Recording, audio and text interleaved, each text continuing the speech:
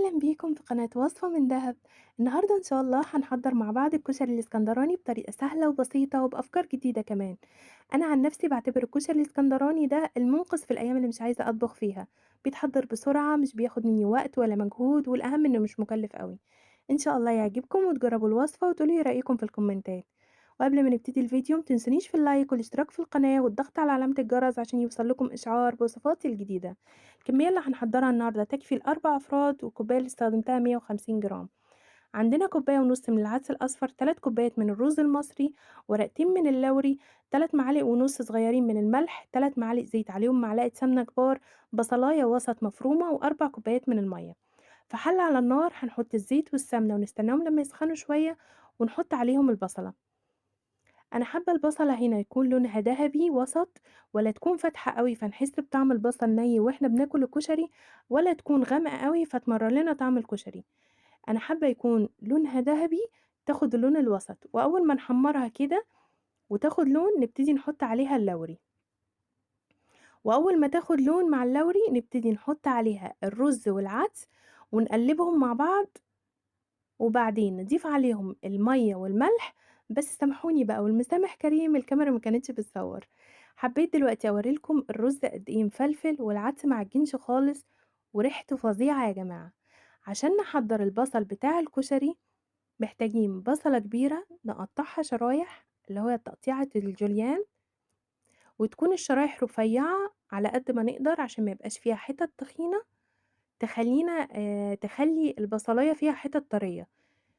وهنحضّر لها خلطة تحفة يا جماعة، هتخلّيها زي بتاع برّه بالضبط. عايزين معلقة كبيرة دقيق، معلقة نشا، رشّة من دقيق الذرة، ورشّة من السكر، ونخلطهم كلّهم مع البصلة بالطريقة دي. وفي طاسة على النار فيها زيت غزير هنبتدي نحط البصل، ونحاول نخلّي الزيت يغطي البصل من فوق ومن تحت عشان كلّه ياخد لون واحد، ما يبقاش غامق من تحت وفاتح من فوق. وأول ما يبتدي ياخد اللون اللي حضراتكم شايفينه دول، نبتدي نخرّجهم على مناديل مطبخ، وبعديها نحطّهم في مصفى عشان تاخد تهوية من تحت ومن فوق، وتدّينا القرمشة الجميلة بتاع البصل اللي إحنا بنشتريه من برّه. الطريقة دي جميلة يا جماعة، لو جرّبتوها هتعتمدوها مش هتعملوا غيرها، بالشكل ده. وعشان نحضّر البيض المدحرج اللي إحنا متعودين ناكله مع الرز الإسكندراني، محتاجين بيض على قد أفراد أسرتنا، محتاجين معلقتين سمنة، عليهم معلقة زيت، معلقة ملح، معلقة بابريكا، معلقة فلفل أسود.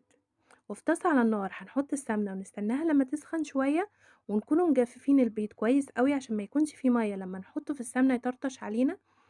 فهنحط كمية البيض كلها اللي إحنا عايزين نعملها، وبعدين نبتدي نتبلها. ممكن تحطوا الأطعمة اللي أنتم عايزينها، يعني التوابل اللي أنتم عايزينها. أنا هنا اكتفيت بالملح والفلفل الأسود والبابريكا المدخنة.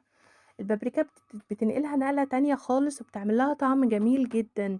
وطبعًا البيض المدحرج ده بالسمنة بيبقى حكاية مع الكشري الإسكندراني، مش قادرة أوصف لكم ريحته وهو على النار مع السمنة من قبل ما نعمل أي حاجة عاملة إزاي.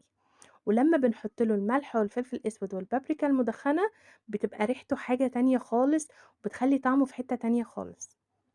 هنا هنبتدي نحمّره كويس أوي، وأول ما ياخد اللون الأحمر كده، نبقى خلاص خلّصنا طبق الكشري بتاعنا. وإن شاء الله بإذن الله يعجبكم وتحضّروه بالطريقة اللي أنتم تحبوها. أنا هنا حضّرته مع طماطم مخلّلة وبطاطس شرايح وبقدونس، فأنتم ممكن تحطّوا الخضرة اللي أنتم عايزينها وتقدّموه بالمكملات اللي أنتم حابينها. إن شاء الله تجرّبوه ويعجبكم وتقولي لي رأيكم. وسامحوني لو الصوت مش فيه حاجة مش مضبوطة، أو الفيديو فيه حاجة مش مضبوطة، لإن ده أول فيديو ليّا، وباتمنى دعمكم بالاشتراك في القناة دعواتكم ليّا بالنجاح والتوفيق إن شاء الله. وفي أمان الله.